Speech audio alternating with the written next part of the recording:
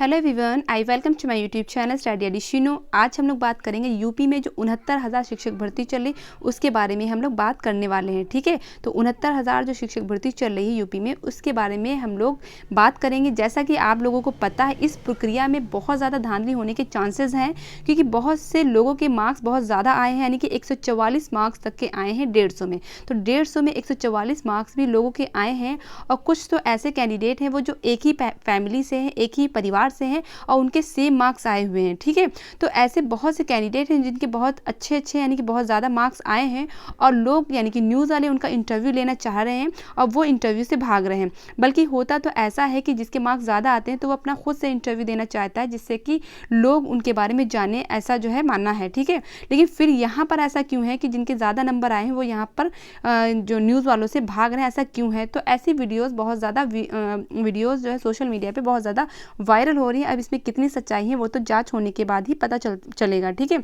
अब इसमें जांच कितनी कायदे से होती है या नहीं होती, तो उसके बारे में आपको अपडेट मिलती रहेंगी।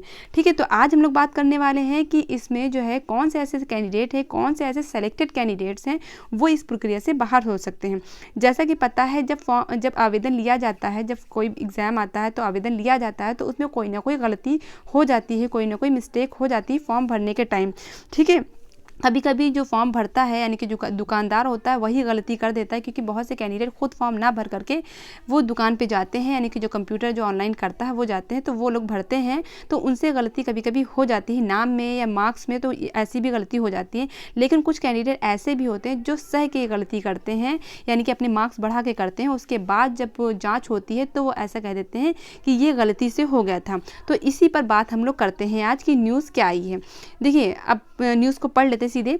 तो 59,000 सहायक अध्यापक भर्ती में ऑनलाइन आवेदन भरने में त्रुटि करने वाले अभ्यर्थियों को हाईकोर्ट से झटका लगा है।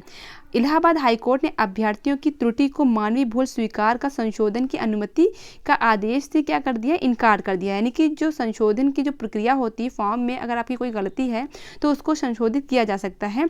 ठीक है, तो इस चीज़ को इलाहाबाद हाईकोर्ट ने क्या कर दिया है, इसको अमान्य कर दिया, यानी कि उसको अनुमति नहीं दी है। कोर्ट ने 60 से अधिक अभ्यर्थियों की याचिकाएं खारिज करते हुए कहा, यानी कि उन्होंने अपना पक्ष क्या रखा है, इलाहाबाद हाईकोर्ट ने अपनी चीज़ क्या बोली है कि इन जो 60 से अधिक अभ्यर्थियों की याचिका खारिज करते हुए उन्होंने क्या कहा है, इनको देखने से ऐसा लगता है कि ये जानबूझकर गलती की गई है। ठीक है, तो ये जो गलती की गई फॉर्म में, ये जानबूझकर की गई है, ये मानवीय त्रुटि नहीं है। तो उन्होंने क्या कहा, ये मानवीय त्रुटि नहीं है। अगर अदालतें ऐसी गलतियों को स्वीकार करती रहीं, यानी कि इन गलतियों को अनदेखा करती रहीं, तो इसका नतीजा ये होगा कि अभ्यर्थी इस प्रकार की गलतियों का फ़ायदा उठाते रहेंगे। ठीक है, यानी कि अगर ऐसी गलतियों का अनदेखा करती रहेंगी तो जो अभ्यर्थी होंगे वो इन गलतियों का, इन जो है सहूलियतों का, यानी कि जो सहूलियत मिली होती है, ठीक है, तो इन सब चीज़ों का फ़ायदा उठाते रहेंगे। अगर गलती पकड़ में आ गई तो आसानी से ये कह देंगे कि ये मानवीय त्रुटि है। यानी कि अगर कुछ कैंडिडेट ऐसे होते हैं जो गलत अपने मार्क्स वगैरह चढ़ाते हैं, बाद में जांच होने के बाद अगर वो पकड़े जाते हैं तो वो ये कह सकते हैं कि ये क्या है, गलती से ऐसा हुआ है। तो कोर्ट ने भी यही चीज़ रखी है। आशुतोष कुमार श्रीवास्तव और 60 अन्य की याचिकाओं पर सुनवाई करते हुए ये आदेश न्यायमूर्ति प्रकाश पांड्या ने दिया है। किसने दिया है? प्रकाश पांड्या ने ये आदेश दिया है। ठीक है, अब इस पे जो इससे पहले याचिकाकर्ता का क्या कहना था, इसके बारे में हम लोग बात करते हैं, यानी कि याचिकाकर्ता ने क्या मतलब कहा था कोर्ट से, तो उसके बारे में हम लोग बात करते हैं।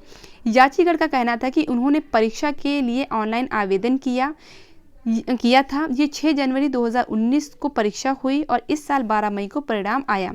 सभी याची लिखित परीक्षा में सफल रहे, लेकिन ऑनलाइन आवेदन भरने में उनसे कुछ त्रुटियां हो गई। यानी कि उन्होंने क्या कहा कि ये जो विद्यार्थी हैं, जो याची हैं, तो वो इस एग्ज़ाम में क्या हुए, सफल हुए। ठीक है, वो पास आउट हुए, लेकिन उनको एग्ज़ाम भरने में, यानी कि फॉर्म भरने में गलतियां हो गई।